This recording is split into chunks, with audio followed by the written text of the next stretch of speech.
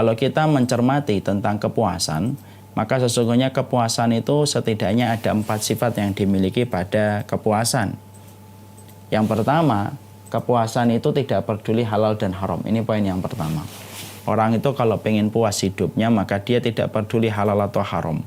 Makanya kepuasan bisa didapatkan baik dari perkara yang halal dan bisa didapatkan dari sesuatu yang sifatnya haram. Orang kalau hanya nyari puas, zina itu bisa puas. Orang kalau nyari puas, maka minum alkohol pun akan menjadi dan memberikan kepuasan.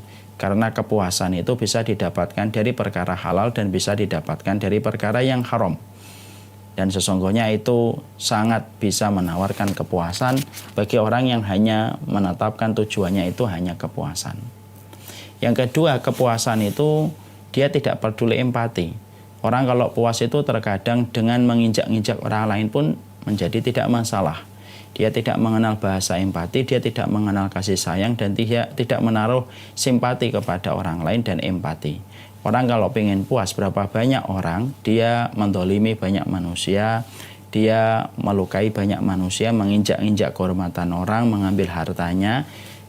Selama dia puas, maka itulah yang dinamakan kepuasan. Dia tidak peduli di balik kepuasan yang dia dapatkan ada air mata. Dia tidak peduli di balik kepuasan itu ada hati yang tergores. Dia tidak peduli di balik kepuasan yang dia peroleh dan dia kecap. Di situ ada kesedihan yang luar biasa menghujam ke dalam hati yang mana mungkin seumur hidup tidak mampu dihapuskan memori tentang bagaimana dia terdolimi. Tapi kalau orang nyari puas, dia tidak peduli perasaan orang lain. Karena kepuasan itu tidak mengenal empati. Kalau kemudian kita puas, yang sifat yang ketiga, dia tidak perlu usaha. Artinya tidak perlu effort.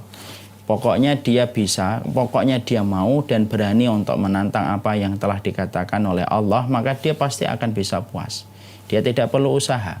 Tidak butuh kepintaran, tidak butuh kesungguhan, semua orang bisa puas. Selama poin yang pertama dia perhatikan, pokoknya tidak peduli halal ataupun haram, maka dia akan mendapatkan kepuasan, dan kepuasan itu sifatnya tidak ada usaha yang keras, tidak ada perjuangan dan tidak ada pengorbanan.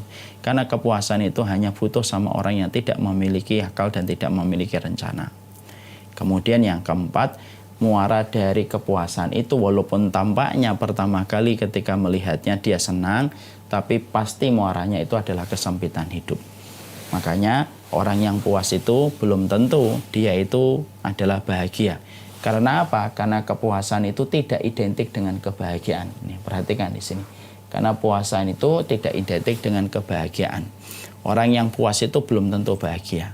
Kalaulah orang yang puas itu bahagia, tentunya tidak ada orang yang puas tetapi frustasi. Kalau kepuasan itu memberikan kebahagiaan, tentunya kepuasan itu tidak menjadikan orang depresi.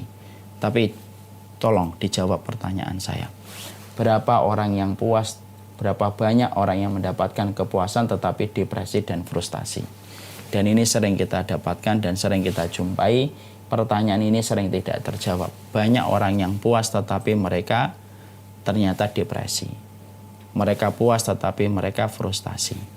Berapa banyak orang yang mereka puas ketika mereka melampiaskan syahwat kepada pasangan yang belum halal, tapi ujung-ujungnya dari pasangan yang berseteru ketika mereka pacaran, ujungnya mati bunuh diri.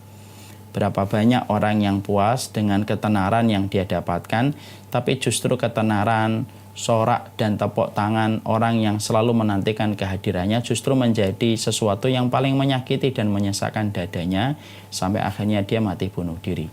Dan yang paling mengerikan hari ini, orang frustasi dan depresi, walaupun dia puas hidupnya, frustasi dan depresi tidak memiliki raut wajah dan ekspresi wajah. Orang itu kalau dulu frustasi dan depresi kelihatan wajahnya. Kalau orang hari ini tidak. Mungkin dia puas, mungkin dia ketawa beberapa menit sebelumnya, tapi setelah itu dia akan mati bunuh diri. Karena apa?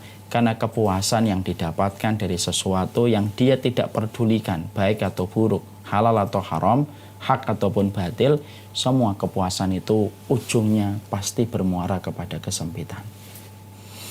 Dan itulah yang kita khawatirkan kalau kita ternyata tidak bisa membedakan mana itu puas dan mana kebahagiaan. Kalau hanya mencari puas tidak perlu beriman. Kalau hanya mencari kepuasan tidak perlu sekolah.